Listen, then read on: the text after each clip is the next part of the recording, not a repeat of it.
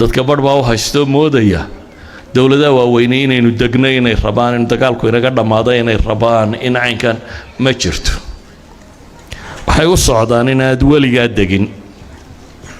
dee innaga waddankeenna waxaa lagu maamulaa maxay albandi saabic bandiga toddobaad ee united nationska xeerkiisa bandu saabic macnihiisu waa maxay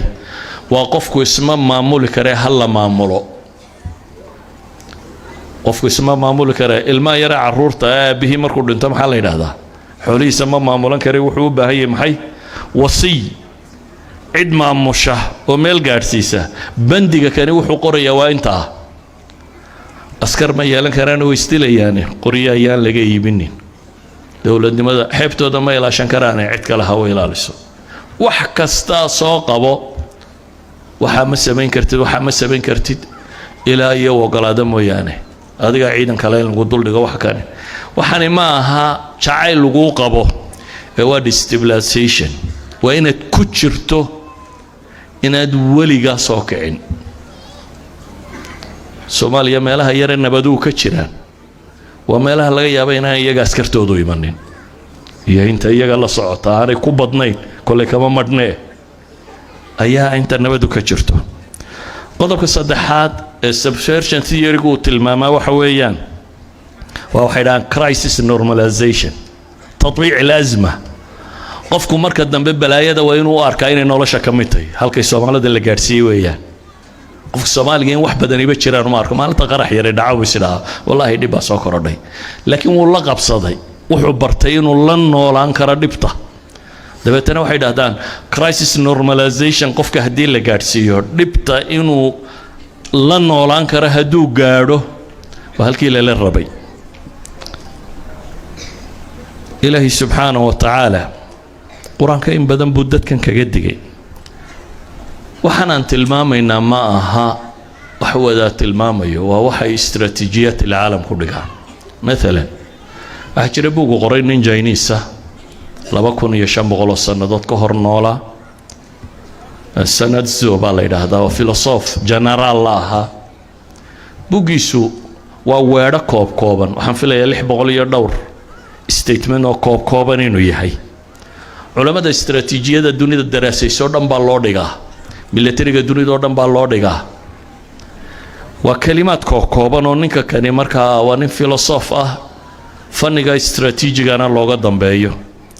waxa uu yiraahdaa in ikhdaac al-adu min dun qital huwa arfa' imtiyaz bida adawga inaad jabiso oo ku hoos yimaado adigoo aan la diriirin waa heerka ugu sarreeyay la gaadho buu yiri wal amal al askari huwa aqall turuq jawdatan li ikhdaac al-adu bida military inaad cid u jabisana waa qaabka ugu hooseeya cadow loo jabiyo buu leeyahay yani inaad ciidan iyo hub iyo dagaal ku jabisa waa qaabka ugu liitaba waa farsamada ugu liidata laakiin farsamada u sarreysa waa maxay inaad ninka jabiso adigoo aan dagaalamin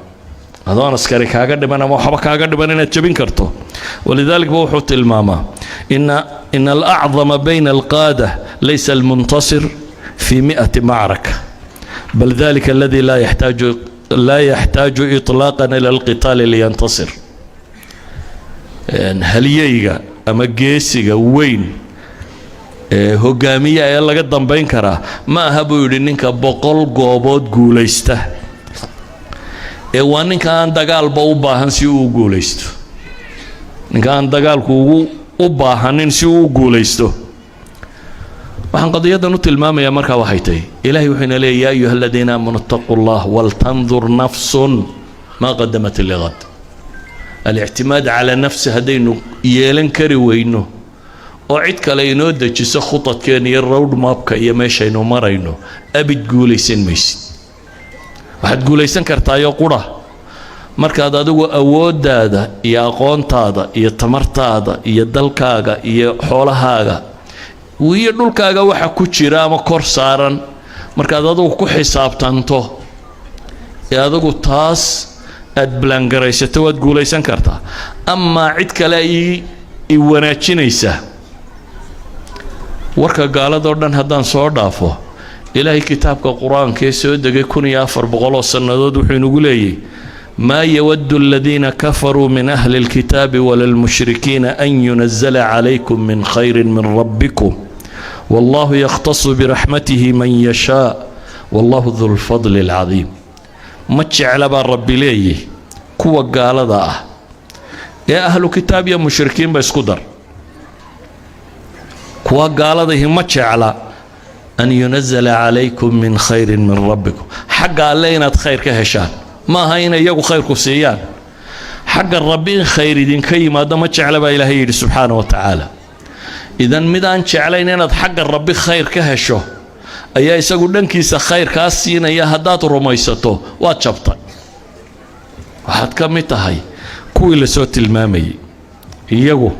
mala waa gabyaagii Soomaaliyeed sheegayay baadida nin baa kula daydaya dalna ka badane waan doonayn inaad heshaan daayin abidkaaye dadkuna moodi dul wada dhashan wuxuu dahsoonayne yani nin Soomaaliyeed oo kale tilmaamayay laakiin xaqiiqadu wax weeyaa waa kuwan baa nooca kan u fakaraya maxaa markaa ina saaran خطة إنه دقينه وين بطانات كرر قلباتك إياه وحلا صعدنا مكبحسن هذا إلهي بوحل يا أيها الذين آمنوا لا تتخذوا بطانة من دونكم لا يألونكم خبالا ودوا ما عنتم قد بدت البغضاء من أفواههم وما تخفي صدورهم أكبر قد بينا لكم الآيات إن كنتم تعقلون وركوا إيمانك لقاها لا يوم ورلا طليا لا أنا إذن كهين هيالني نبا إلهي لي ويدن لقوين يعني لا يألونكم خبالا ويدن فسهادين ينبر بكوش مركزاتنا واحد هذا خبير عدا كصعطة هذا إيمان سنة خبر بدل ما ليدين لكن دير كعاد نكمل إذا علماء الصومالية جامعات كرر قلبات كنا رجع شوقي وين كترسان ayaa wuxuu yiri waxaan imaadi sababa markaas waxa iga soo horbaxay buu yiri nin baa ii yeeray Abdul xaga dambe nin iga yeerayaan maqlay buu yiri markaan eegayna waa nin cad oo yimo adoonkii way swareysteen ninku muxuu ahaa marka kan United Nations kii qayb dhan buu haystaa laakiin markay xagga joogeen jaamacadda wuxuu ahaa badhi walaha professorada waraaqa u kala qaada markaas ku yiri buu yiri wasaad xagga ku heshay intuu diirkaas qabtay buu yiri aniga awowyaday baa shaqeeyay adiga awowyada baan shaqeeynin buu ku yiri waa runtii aniga awowyada baa shaqeeyay yani ma khabiir laini waxa weeye weyn iimaansan weyn ilaahi wuxuu leeyahay waddu law takfuruna kama kafaru fatakununa sawa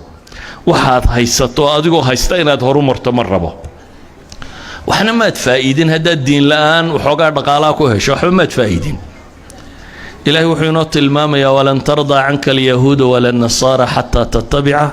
ملتهم أيها الأحبة علينا خطي نوبهني لكن وين نقرنا مش أينو دقنا يوحي ربنا إن نقبلنا إن أنا مال بنانا هينا وحي أينو دونه إنت إنو دجنا إنو سعكرنا